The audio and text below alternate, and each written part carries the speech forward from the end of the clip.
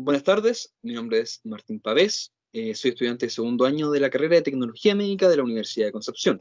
Y junto a mis compañeros y compañeras Miranda Bastías, Vicente Gutiérrez, Charis Montoya, Sebastián Riquelme, Fernando Sepúlveda y Carla Toledo, expondremos hoy día sobre la vacuna Symavax EGF. Siguiente diapositiva, por favor. Para entender a cabalidad de qué trata esta vacuna, es necesario conocer algunos conceptos que nos permiten contextualizarnos. El primero de ellos sería el cáncer pulmonar, el cual es una enfermedad en la que las células malignas se desarrollan en el tejido pulmonar, generalmente las células que recubren los conductos de aire. De acuerdo a la clasificación de la Organización Mundial de la Salud del año 2004, el cáncer de pulmón agrupa a todos los tumores primitivos epiteliales malignos de pulmón, excluyendo así a los pleomórficos, sarcomatoides, carcinoides y los derivados de la glándula salival. Es importante saber que todas las personas pueden padecer de esta patología, pero existen algunos factores de riesgo que predominan, entre los cuales encontramos fumar, inhalación de humo de segunda mano, antecedentes familiares de padecimientos de este tipo de cáncer, exposición a materiales cancerígenos, tales como asbesto o arsénico, y exposición a la radiación. En sus primeras etapas es asintomático, por tanto es muy difícil de diagnosticar a tiempo, lo que genera que actualmente sea la principal causa de muerte por cáncer, tanto en hombres como en mujeres, siendo estas donde es más prevalente. Existen dos categorías de cáncer pulmonar clínicamente importantes: el cáncer pulmonar de células pequeñas y el cáncer pulmonar de células no pequeñas. Ambos se desarrollan de manera distinta y se tratan de manera distinta, siendo el cáncer pulmonar de células no pequeñas el más común. Siguiente diapositiva, por favor. Hablemos entonces con un poco más de profundidad.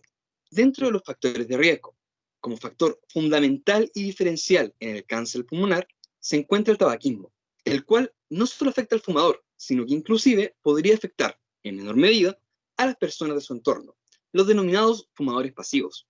Otro grupo importante son aquellos quienes han estado en exposición prolongada a elementos como el radón o el asbesto, desencadenando en un cáncer pulmonar también. Por último, como siempre, el rango etario es un condicionante, afectando en mayor medida a la tercera edad. En relación a los síntomas, la enfermedad en sus primeras etapas se manifiesta de manera asintomática, pero a medida que pasa el tiempo aparecerán síntomas tales como dolor de pecho, tos persistente, dificultad respiratoria, entre otros. El diagnóstico de la enfermedad va a estar dado por una evaluación física realizada por un médico y su correspondiente lectura de antecedentes médicos. Una biopsia, citología de esputo, radiografía de tórax, tomografía computarizada de tórax con contraste también complementan el diagnóstico. Y una curiosa técnica a destacar es la conocida como PET-CT, o tomografía de emisión de positrones. Esta técnica nos va a permitir realizar imágenes que nos mostrarán el metabolismo del paciente, y de esta manera podremos analizar el funcionamiento de sus órganos y tejidos, todo esto según el consumo de glucosa de sus células. El tratamiento comprende cirugía, radioterapia, quimioterapia, inmunoterapia y o terapia dirigida. Siguiente diapositiva. El cáncer pulmonar constituye uno de los cánceres más comunes de la población mundial. Y hay que aclarar que un cáncer será considerado común cuando supere los 40.000 casos nuevos estimados. En tanto, el cáncer pulmonar cuenta con 2.093.876 casos nuevos reportados el año 2018, como se puede ver en la diapositiva, esta cita. En ambos sexos, la tasa de incidencia cruda asciende a 27,4 por cada 100.000 habitantes y una tasa de incidencia ajustada de 22,5 por cada 100.000 habitantes. Ahora, si nos enfocamos en la tasa de mortalidad, según estadísticas de septiembre del pasado año de la Sociedad Americana del Cáncer, la muerte asociada a cáncer pulmonar son mayores a los 100.000 casos, siendo este el cáncer con mayor índice de mortalidad. En Chile, nuestro país, se diagnostican demasiados nuevos casos de esta enfermedad, mientras que su tasa de mortalidad no se queda atrás y se mantiene en el número 1, según dicen estadísticas del año 2018. Aquí podemos ver el gráfico desde el año 2000 hasta 2016, donde la tasa de mortalidad se mantiene prácticamente en una línea recta, y esto es necesario combatirlo ya porque, como veremos posteriormente, la esperanza de vida cuando ya se entra en el diagnóstico es muy baja. Siguiente diapositiva, por favor. Hablando ahora más específicamente del cáncer de células no pequeñas, Este es el tipo más común de cáncer pulmonar, representando entre el 85 y el 90% de la totalidad de estos. Por lo general, crece y se disemina más lentamente que el cáncer de pulmón de células pequeñas, el cual en las últimas 2 décadas ha ido a la baja en términos de frecuencia. Existen 3 formas comunes de cáncer pulmonar de células no pequeñas, donde podemos listar adenocarcinomas, que a menudo se encuentran en una zona exterior del pulmón, también carcinomas escamocelulares, que generalmente se encuentran en el centro del pulmón, al lado de un conducto de aerobronquio. Están además los carcinomas de células grandes, que pueden ocurrir en cualquier parte del pulmón. Y también hay más tipos de cáncer de pulmón poco comunes, llamados también de células no pequeñas. Ahora bien, ¿cómo se originan estos tipos de cáncer? Es la pregunta. Y sus causas van ligadas a los factores de riesgo ya expuestos por mi compañero, resaltando el tabaquismo como principal responsable y casi diferencial en los cánceres pulmonares, donde es relevante en alrededor del 90% de los casos. Dado su alto índice de mortalidad, mejorar la supervivencia de estos pacientes es una necesidad y se ha transformado en uno de los mayores retos de la oncología moderna, considerando que la supervivencia a 5 años continúa siendo inferior al 15%. Por lo anteriormente mencionado, el detectar el cáncer a tiempo y suprimir los factores de riesgo son actualmente las mejores medidas para mitigar el efecto de esta enfermedad en la actualidad. Siguiente diapositiva. Los estadios de este cáncer son los siguientes. En la etapa 1, el tumor mide como máximo 3 centímetros. Puede o no haber crecido hacia la pleura visceral u bronquio principal, o obstruir parcialmente las vías respiratorias. Aún no se extiende a los ganglios linfáticos. En esta etapa se pueden dividir en 3 tipos en función del tamaño del tumor. En la etapa 2, el tumor puede medir máximo 5 centímetros, haber crecido hacia la pleura visceral o un bronquio principal. Puede haber crecido en la pared torácica, haberse extendido a ganglios linfáticos del mismo lado del cáncer o presentar 2 nódulos tumorales en el mismo lóbulo del pulmón. Puede dividirse en 2 tipos. En la etapa 3, el tumor mide de 5 a 7 centímetros y puede haber comprometido lugares cercanos a los pulmones. Puede haberse extendido a ganglios linfáticos cercanos a la clavícula en cualquier lado o ganglios linfáticos iliares o mediastinales en el lado opuesto del tumor. Siguiente diapo, por favor. Se clasifican en 3 tipos según el tamaño del tumor o los ganglios linfáticos a los que se diseminó. Estos aún no se han diseminado a otras partes distantes del cuerpo. Y en la etapa 4 y final, el tumor puede ser de cualquier tamaño y puede haberse propagado hacia la pleura, manifestándose con un derrame hacia el otro pulmón, un ganglio linfático distante o un órgano. Y se puede dividir en 2 tipos. Siguiente diapo.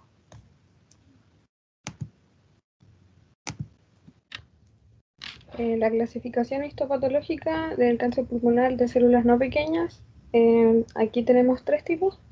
Tenemos el carcinoma escamoso, que es el histológico más frecuente, y se origina en las células escamosas, que son células planas que recubren el interior de las vías respiratorias, y se manifiesta por lo general como una masa pulmonar cercana a los grandes bronquios, y se puede asemejar a un absceso pulmonar. También tenemos el adenocarcinoma, que se originan células que segregan sustancias como moco. Se puede encontrar en regiones periféricas, por eso se dice que es un tumor periférico. También es común descubrirlo antes que se haya ramificado, y es importante mencionar que puede dar origen a una metástasis precoz. Tenemos el carcinoma de células grandes o indiferenciado, que carece de las características microscópicas de los otros tumores. Es muy peligroso, ya que podemos encontrarlo en cualquier parte del pulmón y tiene la capacidad de crecer y propagarse de manera veloz, por lo que también conlleva a un difícil tratamiento. Hay un subtipo de este carcinoma que es el neuroendocrino de las células grandes, que es de rápido crecimiento y se asemeja bastante al cáncer de pulmón microcítico.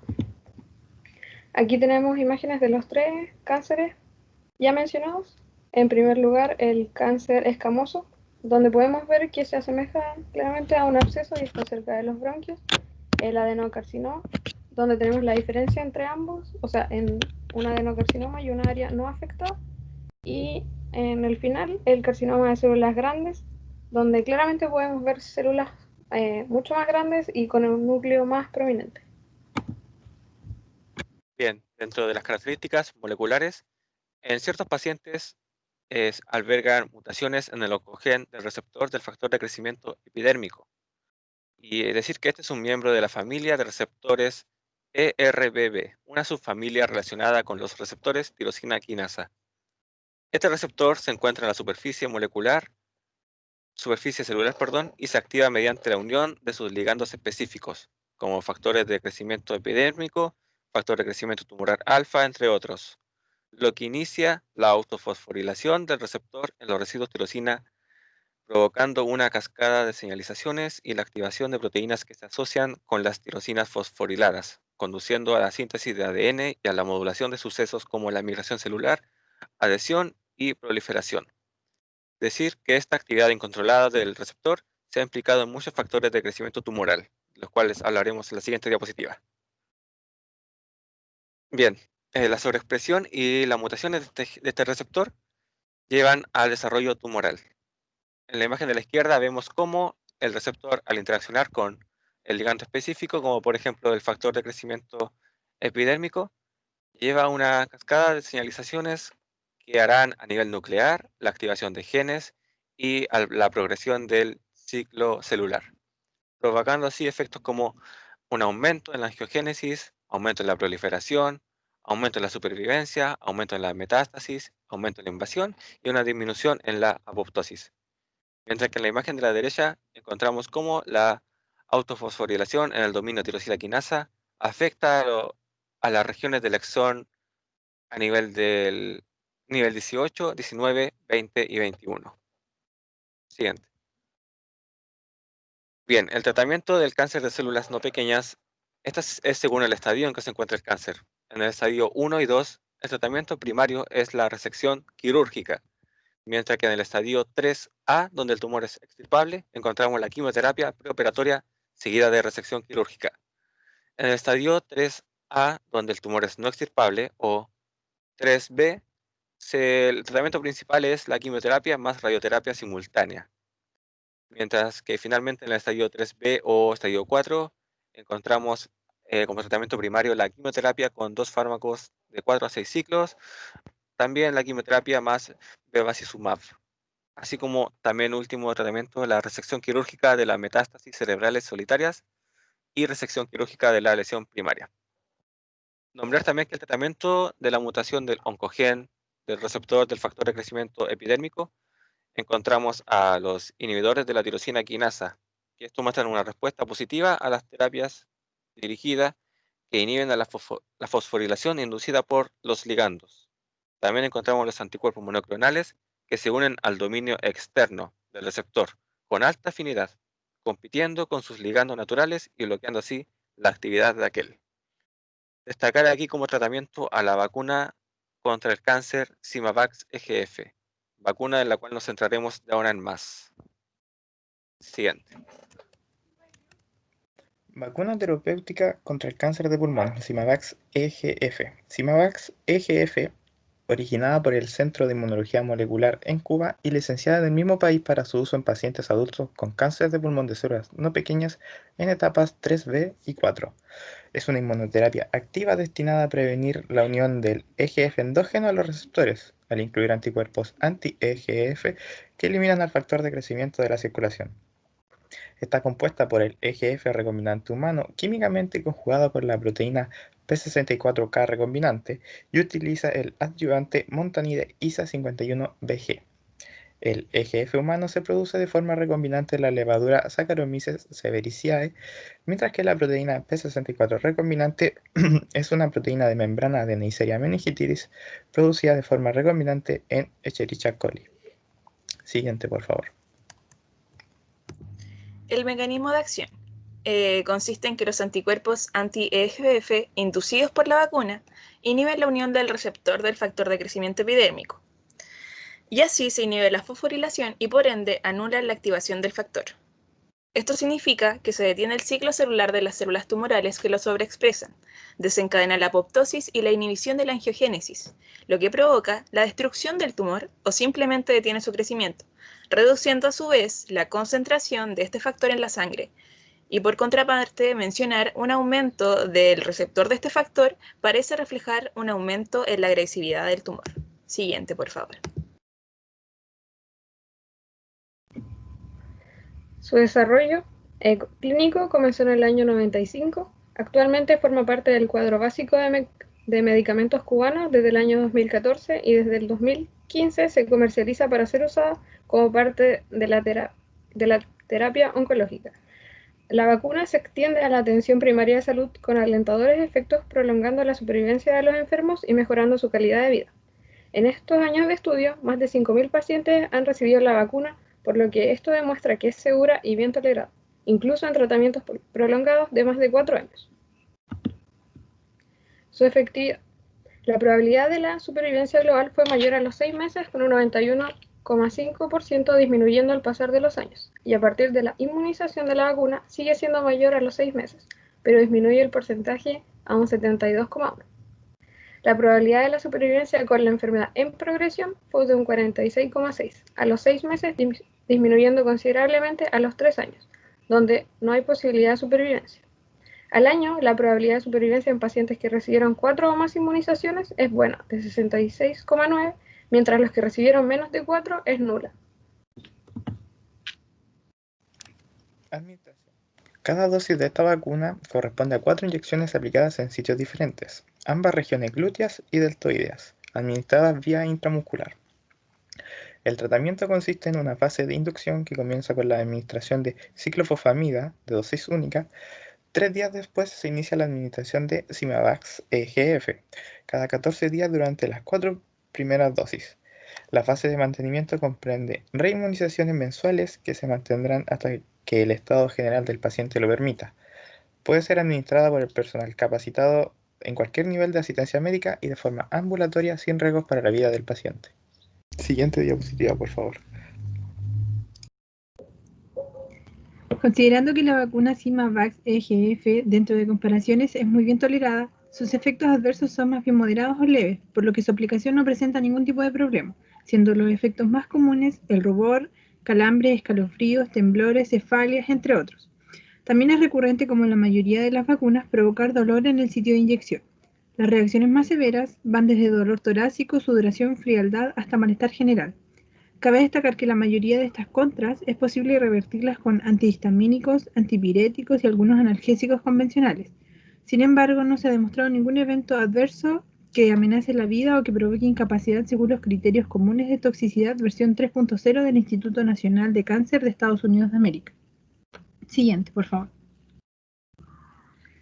Está contraindicada en pacientes embarazadas o lactando, en pacientes con historia de alergia, específicamente a compuestos de composición química o biológica semejantes a la vacuna, en pacientes portadores de enfermedades intercurrentes no controladas, incluyendo infecciones activas, insuficiencia cardíaca congestiva sintomática, angina de pecho inestable y arritmia cardíaca. Se contraindica además en pacientes con antecedentes de hipersensibilidad a ciclofosfamida, así como en poblaciones pediátricas. Siguiente. Para concluir, la vacuna Symavax EGF es una inmunoterapia innovadora que puede aumentar la actividad contra el cáncer al inducir respuestas inmunitarias contra factores clave, promitogénicos y pro-supervivencia. La seguridad y la inmunogenicidad han sido ampliamente probadas clínicamente, demostrando un impacto significativo en la supervivencia, ya que algunos pacientes han logrado una supervivencia a largo plazo luego de la vacunación. Inesperadamente, los pacientes que más se benefician son aquellos con enfermedad en estadio 4, fumadores activos e histología de carcinoma de células escamosas. Por lo tanto, los pacientes con mal pronóstico pueden verse beneficiados con el uso de la vacuna. En resumen, el tratamiento con Symavax EGF puede ayudar a prolongar el control de cáncer pulmonar de células no pequeñas, con una toxicidad manejable y sin afectar negativamente la calidad de vida del paciente. Siguiente. Aquí hay algunos links donde pueden encontrar más información. Muchas gracias.